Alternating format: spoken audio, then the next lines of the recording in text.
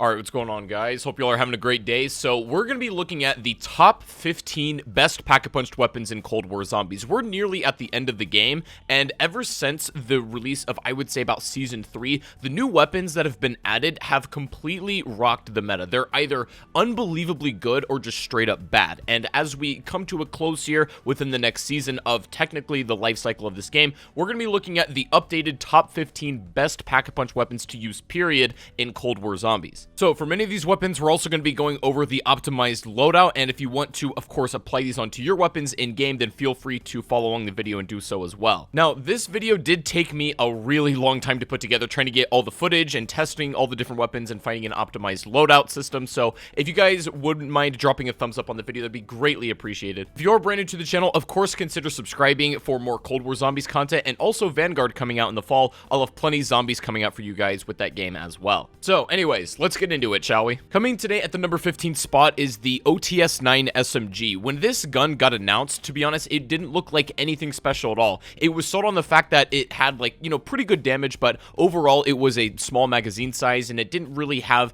an incredible fire rate or anything like that. But after a little bit of testing and with the right attachments, the Tec-9 is easily one of the best SMGs in the game and far exceeds pretty much any SMG in its class as far as the launch weapons go. And the reason I'm making that distinction is it seems like a lot of the SMGs now are just basically the DLC ones, or ones that have come after the launch of Cold War. Really, no vanilla ones are even going to be on this list at this point, because everything else, including the Tec-9, are just so much better. Now, as far as an optimized attachment setup, I'm going to give you the one that I tend to use. Keep in mind, there are some variables that you can switch out some of the attachments on the Tec-9, but a lot of the bread and butter ones that you don't want to switch out are for sure the bruiser grip and also the stock. Depending on what you're playing, if you would like to get increased salvage, you know, you can consider changing like either the laser or the muzzle, stuff like that. Those are the ones that are definitely the most variable. But if you want the most optimized just as a weapon in a bubble, then this is basically the optimized Tec-9 loadout. Now, the thing you might be asking yourself is what separates this SMG from other ones in the game, and particularly the launch SMGs? Well, it's basically the fact that the headshot multiplier is literally on a completely different dimension. This gun is going to feel a lot like the AK-74U, for example, if you're just shooting at the body, but headshots are really what separate this from the pack. Tec-9 is good in any situation it's put in, boss fights, high rounds, whatever it is, and it should serve you well. So, coming up next at our number 14 spot is the Groza assault rifle, yet another one that was added post-launch of the game. The assault rifle class in Cold War is particularly strange because a lot of them just aren't the best weapons at anything in general, but they all can handle whatever situation you put it in. Now, the Groza is technically speaking going to be the best one for DPS with an optimized attachment loadout. Keeping that in mind, there's a big difference between that and actual practicality, but for your loadout, if you're going to be using this weapon, this is what I'm going to recommend that is basically going to serve the best function. The most important attachments are the magazine, the damage barrel, and also the stock. Everything else is slightly variable depending on what you're playing. If you need to swap out, you know, to get better salvage, depth perception seems to take care of that now, so you can actually focus on having a better laser sight. And while the damage on the Groza may be very impressive, the downside is it's very inconsistent, and the gun can be shaky to a point where you'll end up missing shots that ideally should hit, and could also potentially lead to you taking it down. It should be noted that this is, of course, way less of a problem in round-based maps than it is in, like, Outbreak, where you're going to be shooting things at a long distance, and especially boss fights, and it has a pretty severe damage fall-off as well, I did notice with this weapon. So if all possible, pair the Groza with something else, but it is basically, if you're just looking for damage, going to be the best one you can run just out of the assault rifle class. But up next and taking our number 13 spot is the MG82 LMG, a weapon we've previously covered, but is by far probably the best SMG in the game, very competitive with the Stoner 63. The major advantage the MG82 has is it's basically got the best options for magazine size, and as far as optimized attachments, sometimes I tend to go with like the extended fast mags, but for this one, I actually think that just having the biggest magazine possible and then swapping to something else while you can just reload it in your back pocket is the biggest strength of this weapon. Also, unbelievably important on the MG82 is, of course, headshot damage. Comparing it to other weapons of this class, if you're not really shooting the head and only hitting body shots, it's gonna feel like it's not really hitting at all. That can be incredibly annoying because you're dumping out a ton of bullets, but not getting very much damage output in return. So headshots are absolutely crucial on this, and Deadshot helps out the weapon tremendously. I do recommend you run this weapon in pretty much any game mode you're playing, but I will say it needs to be paired alongside something that's got, number one, a quick reload, and ideally a lot of damage output, like a a wonder weapon. Movement speed is severely hindered with this LMG as well, so stamina up tier 5 is going to be ideal. But all in all, the MG82 is an absolutely solid choice in Cold War Zombies, and it definitely deserved a spot on this list. Coming in at number 12, we have the Street Sweeper shotgun. Now, it's one of the very few shotguns that have ever been added to Cold War post-launch, even though, despite them being basically the best type of weapon in the game, we have only really 1 or 2 editions of that class, and the Street Sweeper was the first one to be added. And to be honest, it's got its own functionality, and it definitely separates its like usefulness between the Gallo and the Hauer, but I don't think it quite gets there as being one of the better ones. However, it can be made very useful with this optimized attachment loadout. Magazine is, of course, the most unique attribute about this weapon. Of course, it's absolutely massive, but the reload time on it is certainly nothing to write home about. But I would say simply due to the fact that this weapon basically, once pack-a-punched, reloads 5 shells per reload instead of 1 when it's unpack-a-punched, definitely makes this a massive jump and a severe glow up in terms of just pack-a-punching a weapon. Unfortunately, you absolutely need the damage barrel in order to even meet the default Gallo or the Hauer damage output. But of course, you have a lot more you can do and can put out DPS for a longer time. It's also worth noting that with Mule Kick, you can put the Street Sweeper away and it reloads very fast while you're using something else. In fact, that's going to be my recommendation of how you use it. And it's honestly not a bad shout to pair the Street Sweeper with another shotgun, especially if you're playing Outbreak. If you have Mule Kick fully upgraded, you can get in the habit of just draining the magazine, switching to something else, and as soon as that next gun runs out, you swap back and your Street Sweeper is completely refilled again. It's absolutely incredible, and I think this definitely deserves to be on the list of some of the best guns in the game. Now, coming up next at our number 11 spot is the Stoner 63. Now, while technically speaking, the MG82 will have better DPS over a sustained period of time, the Stoner is going to be better just for short individual bursts and against regular zombies. Now, despite the other weapons, I don't think there is one best optimized attachment loadout for the Stoner, although this is the one that I currently tend to use and prefer. This is going to greatly depend on your playstyle. I usually tend to go with a more run and gun kind of optimized weapon version, but if you are a player that likes to hunker down and pick one spot and hold an angle, you can definitely build this to be more of a camping friendly gun, and the biggest attachment differences will come down to the stock and the grip that you choose, and that will either hinder or exceed the mobility, but depending on your playstyle, that's how I think you should build the Stoner 63, although the one on screen and the one that you're seeing for the loadout is never a bad option. Not gonna lie, even with attachments, the aim down sights time is pretty rough, so perhaps this is best played as a camping weapon, but if you are dead set on using LMGs as a run and gun kind of course, then this is what I'm going to recommend. But needless to say, it's still an absolutely phenomenal weapon, just generally speaking in Cold War Zombies. But moving on here and cracking into our top 10, we have the FARA assault rifle. Now, I've gone back and forth on this gun quite a lot, and I think that it's maybe less effective in round-based maps, and there are maybe better options that are going to be more consistent, but I was very impressed with this weapon's performance in specifically Outbreak. Now, very similar to the Groza, this basically does beat out every other assault rifle in terms of just sheer DPS, but of course it sacrifices a little bit of performance and consistency. However, I think with this particular loadout, you're going to find that a lot of those weaknesses are ameliorated to some degree. Of course, just like the Groza, the damage barrel attachment also comes with a severe amount of additional recoil, so that can be mitigated if you choose the correct attachments. Of course, that barrel's necessary if you want the performance that the FARA is capable of, but it's kind of hard to explain. The FARA isn't the best feeling weapon, but you cannot deny its performance. So I do absolutely recommend this assault rifle for anything in Cold War Zombies, and definitely make it one of your go-to AR loadouts. So coming in at our number 9 spot is one of the weirdest guns in Cold War Zombies. These are the brand new pistol/shotgun Marshalls. Now, if you remember all the way back to Zetsubo no Shima in Black Ops 3, that is where they debuted. It's technically the same kind of style of weapon. However, they don't behave the same way as the Marshalls did in Black Ops 3. These ones have a few interesting properties with attachments, and I'll give Cold War Zombies credit for this all day. Their weapons have become a lot more interesting mechanically as time has went on.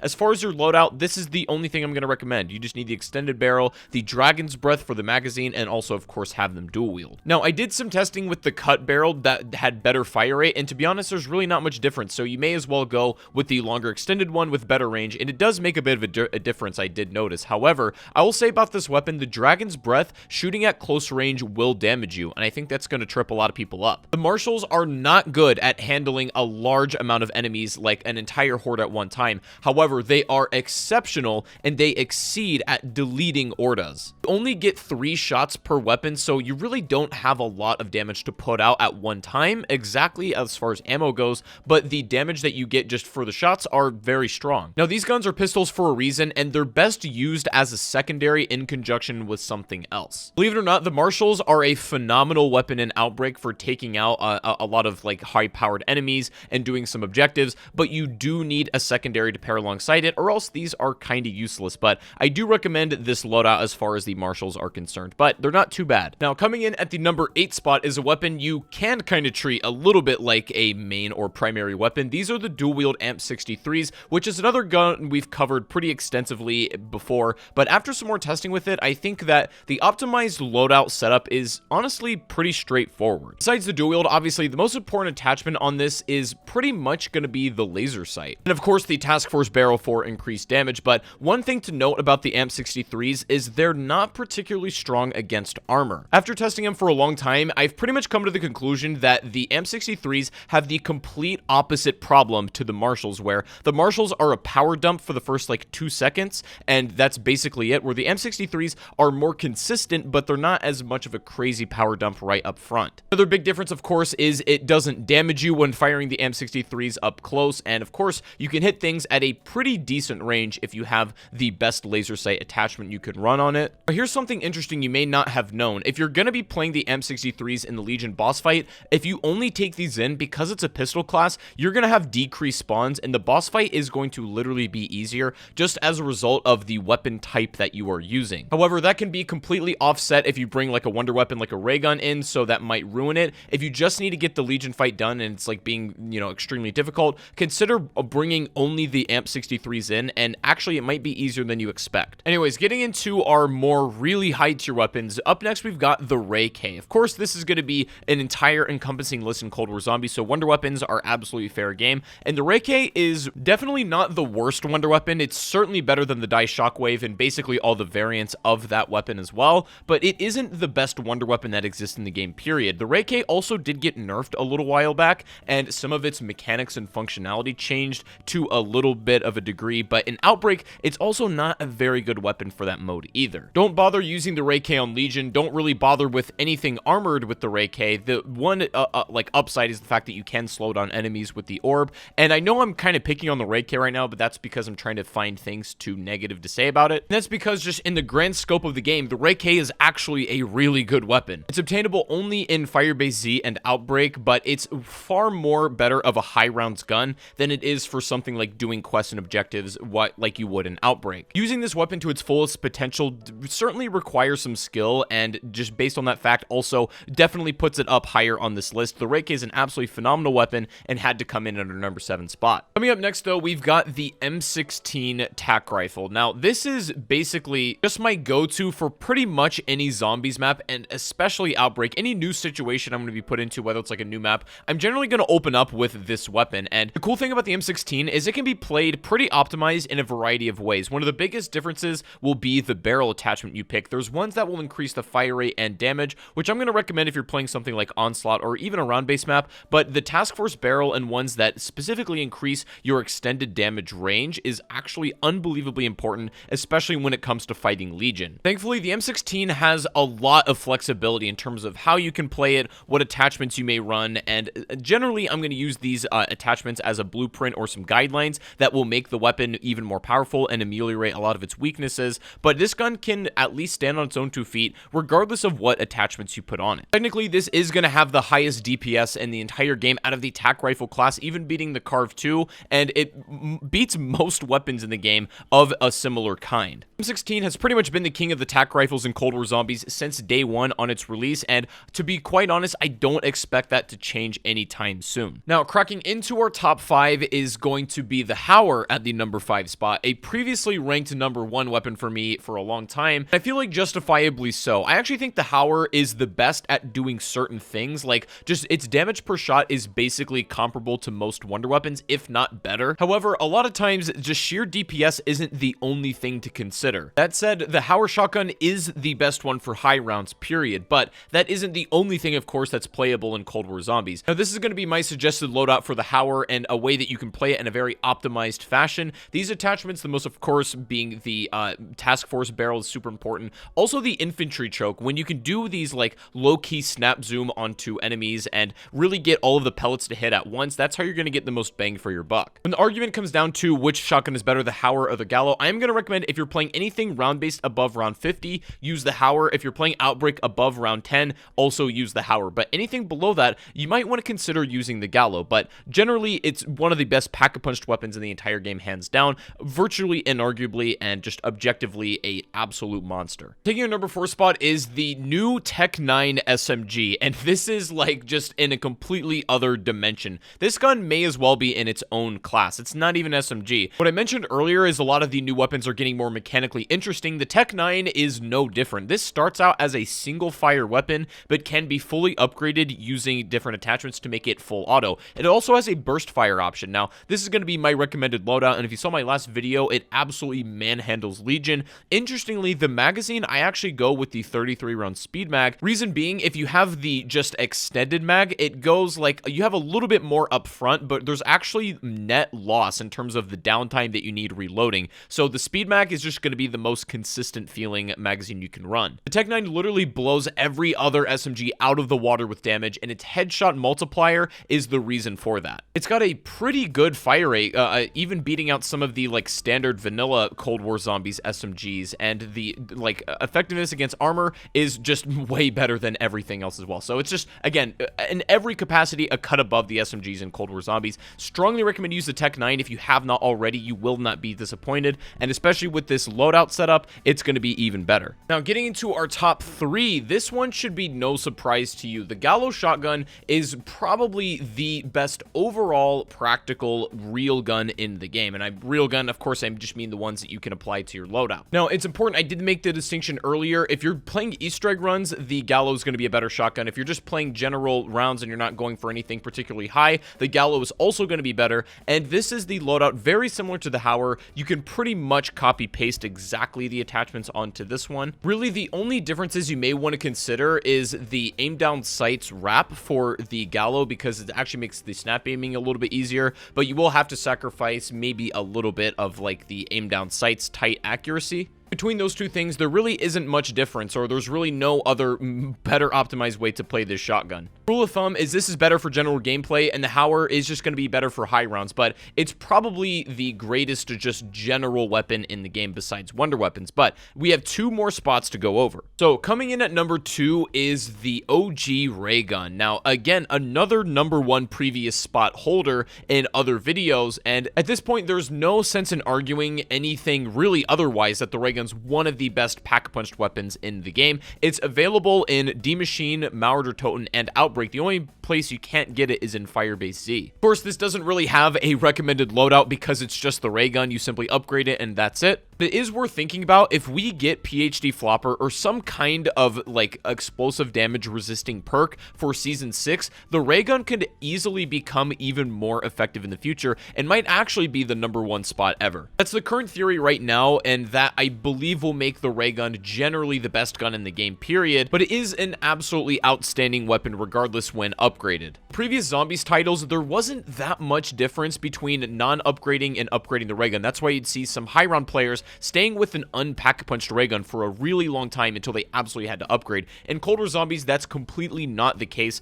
The ray gun glows up when you upgrade it to tier 3 compared to its original version damage-wise. And if we do indeed get a perk that nullifies or mitigates explosive damage, then I can't even imagine how just effective this will be. But it is not the number 1 spot of the best pack-punch weapon in the game. That, ladies and gentlemen, is going to have to go to the Cerberus. So what makes this wonder weapon in particular so special? It is a Mauer Tone exclusive, and it has the ability to switch into a couple of different variants of itself. Now, the variants of the Cerberus are questionable at best, and they're more of a gimmick than anything. The best Cerberus to use is literally just the original one, and the reason being is it's essentially a ray gun without the splash damage and with a better ammo capacity and fire rate. It would be so cool to see this, I think, make a debut in Outbreak as well, because it would just be by far the most effective gun. It might shatter the meta at that point, and that's maybe one of the reasons they haven't added it, but I think the Cerberus is like probably one of the most interesting wonder weapons we've had in zombies history. At the time being recording this video, this is by far the strongest gun in the game. We have one more wonder weapon to release, ideally for Cold War, coming up in the next round-based map that may have the potential to be better than the Cerberus, but we're gonna have to wait and see. But as of right now, and the time being making this video, the Cerberus is by far the most goated pack-punched weapon in the game. There was literally no way I could not include it at the #1 spot. So let me know what you guys think down below. Do you agree with my list? Do you disagree? What would you change about it? If you guys did enjoy, however, please make sure to drop a like before you go. That would be amazing. Subscribe if you're new to the channel, and I do stream zombies over on Twitch if you don't already follow me and want to come hang out or just say hello. Link is in the description. I would love to see you guys there, but I hope you all have a fantastic rest of your day. Take care, everyone. I gotta go, and peace out.